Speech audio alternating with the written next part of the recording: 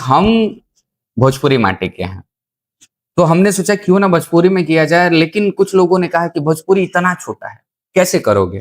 कितना आगे जाओगे? तो मैंने उस चीज़ों पे ध्यान नहीं दिया और एक शुरुआत किया। आज मुझे लग रहा है कि हमारा भोजपुरी सबसे बड़ा है और इसमें ऐसे-ऐसे लोग मिलेंगे जो आपको ना हिंदी में मिलेंगे, ना साउथ में मिलेंगे, ना कहीं और।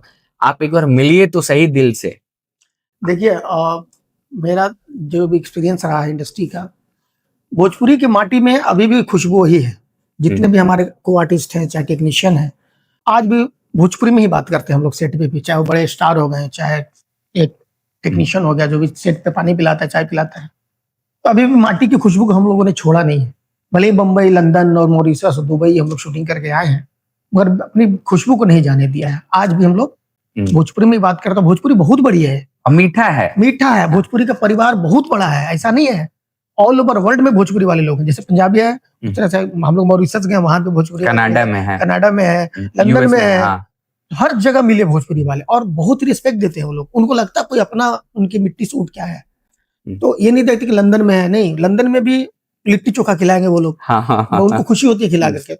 बिहार यूपी तक ही सीमित थोड़ी है, नहीं, बिल्कुल इंटरनेशनल लेवल पे काम चल रहा है। अभी देखिए ना, दुबई में अवार्ड हो रहा है, अभय भैया करवा रहे हैं। पिछले बार लंदन में हुआ था। बहुत बड़ा वर्ल्ड वाइड है हमारा भोजपुरी आजकल, वर्ल्ड वाइड। पहले था, अब धीरे धीरे बहुत आगे बढ़ गया है। थोड़ा थिएटर्स का है, थोड़ा कोविड के बाद थिएटर का इशू थोड़ा हुआ है। नो डाउट वो भी धीरे धीरे आ जाएगा, रास्ते पर आ जाएगा। थिएटर में भी लोग उतार चढ़ाव तो हर जगह चलते रहते हैं।